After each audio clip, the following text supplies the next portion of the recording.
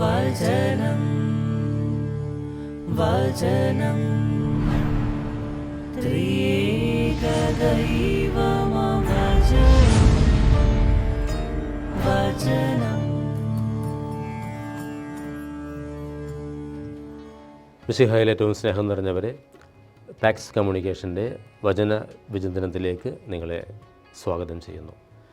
നമ്മളിന്ന് പെസഹകാലത്തിലെ 6ാമത്തെ ഞായറാഴ്ചയിലേക്ക് എത്തിയിരിക്കുകയാണ്. അടുത്ത ഞായറാഴ്ച നമ്മൾ കർത്താവിൻ്റെ സ്വർഗ്ഗാരോഹണ തിരുനാൾ ആഘോഷിക്കാൻ പോവുകയാണ്. അതോടുകൂടെ ഈ പെസഹകാലം അവസാനിക്കുകയാണ്. ഇന്ന് വിശുദ്ധ യോഹന്നാൻ സുവിശേഷം 14-ാം അധ്യായം 15 മുതൽ 21 വരെയുള്ള വാക്യങ്ങളാണ് നമുക്ക് വിചിന്തനമായിട്ട് ലഭിച്ചിരിക്കുന്നത്. അതിലെ കർത്താവ് തൻ്റെ ശിഷ്യന്മാർക്ക് പരിശുദ്ധാത്മാവിനെ വാഗ്ദാനം ചെയ്യുന്ന സുവിശേഷ ഭാഗമാണത്.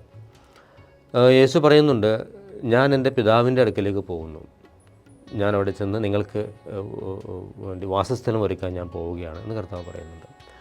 ശിഷ്യന്മാർ അപ്പോൾ സ്വാഭാവികമായിട്ടും ചോദിക്കുന്ന ഒരു ചോദ്യമുണ്ട്.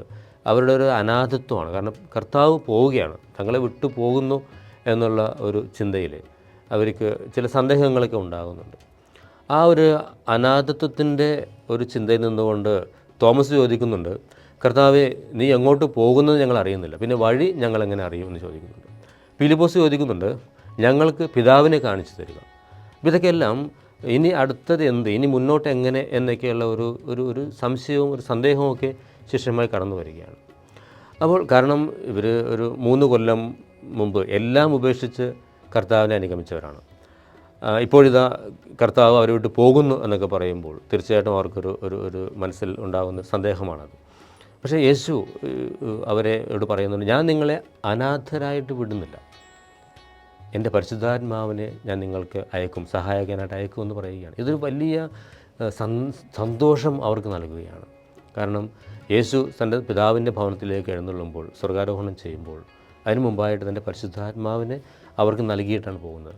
പിന്നീട് ശിഷ്യന്മാരുടെയൊക്കെ ജീവിതം എടുത്ത് നോക്കുമ്പോൾ കാണാൻ സാധിക്കും, അവരുടെ ജീവിതത്തിൽ ഓരോ നിമിഷവും അവർ യേശുവിനെ പ്രസംഗിക്കുമ്പോൾ അത്ഭുതങ്ങൾ സംഭവിക്കുകയാണ്.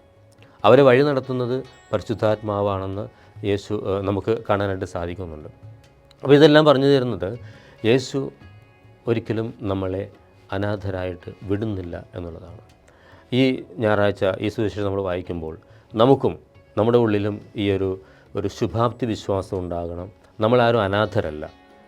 പരിശുദ്ധാത്മാവിനാൽ നയിക്കപ്പെട്ട് സ്വർഗസ്ഥനായ പിതാവിൻ്റെ അടുക്കിലേക്ക് യാത്ര ചെയ്തുകൊണ്ടിരിക്കുന്ന ഒരു തീർത്ഥാടകരാണ് നമ്മളെല്ലാവരും എന്നുള്ള ഒരു ചിന്ത ഈ സുവിശേഷം നമുക്കിന്ന് നൽകുന്നുണ്ട്. രണ്ടാമത്തെ ഒരു ചിന്ത എന്ന് പറയുന്നത് കർത്താവിൻ്റെ സ്നേഹമാണ്. ഇത്ര നാളും തൻ്റെ കൂടെ ആയിരുന്ന ശിഷ്യന്മാരെ യേശു അനാഥരായിട്ട് വിടുന്നില്ല, പകരം അവർക്ക് ഒരു സഹായകനെ നൽകുന്നു എന്നുള്ളത് അവരോട് യേശുവിനുള്ള വലിയ സ്നേഹത്തിൻ്റെ ഒരു പ്രതീകമായിട്ടാണ് നമുക്ക് കാണാനായിട്ട് സാധിക്കുന്നത്. അപ്പോൾ കർത്താവിനെ അനുഗമിക്കുന്നവരാണ് നമ്മളെല്ലാവരും. യേശുവിനെ അനുഗമിക്കുന്ന നമുക്ക് ഓരോരുത്തർക്കും കർത്താവ് നമ്മളെ വഴി നടത്തുവാനായിട്ട് തൻ്റെ ആത്മാവിനെ തന്നെ നമുക്ക് സമ്മാനമായിട്ട് നൽകിയിട്ട് പോകുന്നു എന്നുള്ളതാണ്. തിരുസഭയുടെ ജീവിതം, ചരിത്രം മുഴുവൻ നമ്മൾ എടുത്തു നോക്കുമ്പോൾ കാണാൻ സാധിക്കുന്നത് പരിശുദ്ധാത്മാവ് വഴി നടത്തുന്ന ഒരു സഭയാണ്. അതുകൊണ്ട് തന്നെ ഒരിക്കലും സഭയിൽ നമ്മുടെ ജീവിതത്തിൽ ഒരിക്കലും ഒരു നഷ്ടമോ അല്ലെങ്കിൽ നഷ്ടബോധമോ ഒന്നും നമ്മളെ അലട്ടുന്നില്ല. മറിച്ച് ഓരോ നിമിഷവും കർത്താവ് നമ്മുടെ മുമ്പിലുണ്ട്, പരിശുദ്ധാത്മാവ് നമ്മൾ വഴി നടത്തുന്നുണ്ടെന്നുള്ള ഒരു വലിയ വിശ്വാസത്തിൽ വളരുവാനായിട്ട് നമുക്ക് സാധിക്കുന്നുണ്ട് എന്നുള്ളതാണ്. നമ്മൾ ഈ ഒരാഴ്ച, ഈ ഞായറാഴ്ച ഈ പെസഹകാലത്തിലെ 6ാമത്തെ ഞായറാഴ്ച നമ്മൾ ഈ വചനം നമ്മളൊന്ന് വിചിന്തനം ചെയ്യുമ്പോൾ നമുക്കിങ്ങനെ പ്രത്യാശിക്കാം, കർത്താവ് നമ്മളെ ഒരിക്കലും അനാഥരായിട്ട് വിടുന്നില്ല. കാരണം അവിടുന്ന് നമ്മളെ സ്നേഹിക്കുന്നു എന്നുള്ളതാണ്. ആദ്യം മുതൽ അന്ത്യം വരെ കർത്താവ് നമ്മളെ സ്നേഹിക്കുന്നു എന്നുള്ളതാണ്. ആ ഒരു വിശ്വാസം നമ്മളായിരിക്കാം. ആ ചിന്തയോടുകൂടെ നമുക്ക് ഈ ദിവ്യയാഗത്തിൽ പങ്കുചേരാം. ദൈവം നിങ്ങളെല്ലാവരെയും സമൃദ്ധമായിട്ട് അനുഗ്രഹിക്കട്ടെ.